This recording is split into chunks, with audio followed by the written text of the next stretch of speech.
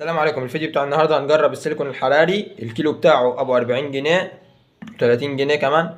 هنجربه مع البوليستر، هل ينفع مع البوليستر ولا لا؟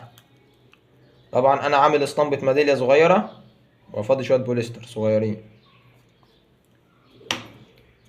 اهي. دي الاسطمبة من السيليكون الحراري. طبعا السيليكون الحراري ده بيسيح، يعني عادي تسيحه وتعمل اسطمبة 3 4 مرات منه.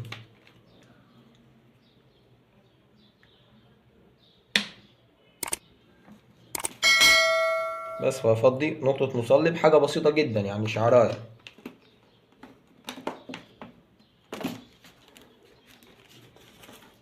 واديها تقليبة كويسة جدا.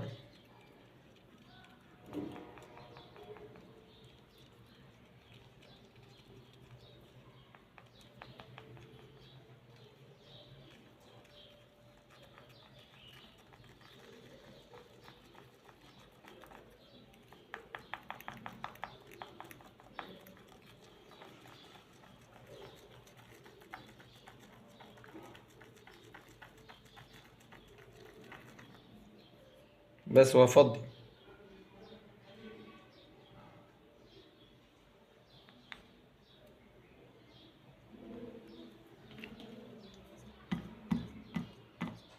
اسيبها في حركة ربع ساعة تنشف، واجي نشوفها تطلع ولا السيليكون هيسيح من السخونة. طبعا فايه بدأ يلبك طبعا وساح شوية، بدأت تتلبك يعني وهي. طبعا السخونة ساحت قوي، فما ينفعش البوليستر نهائي بعد تجربة يعني. طبعا بص ملامح اللي بتاعها باهتة خالص، معدومة نهائي. والاسطمبة طبعا مش هتنفع لانها بص ملامحها باظت وساحت كمان بص من السخونة. يعتبر انا مش مكتر مصلب ولا كوبالت، انا حاطط حاجة بسيطة جدا. فانت طبعا غصب عنك في مرة هيكتر منك فهتسيح كلها خالص. يعني السيليكون ده اقل حرارة، يعني نسبة حرارة قليلة خالص هتلاقيه ساح. فمش هينفع لايه، مش هينفع نهائي لشغل البوليستر نهائي. ممكن تستخدمه في شغل جبس بس مرة واحدة مرتين بس، ومش هينفع يبقى نصين. تمام. والسيليكون ده يا جماعة استخدامه في البوليستر ما حدش يشتريه، نصيحة مني عشان ما يرميش فلوسه في الارض.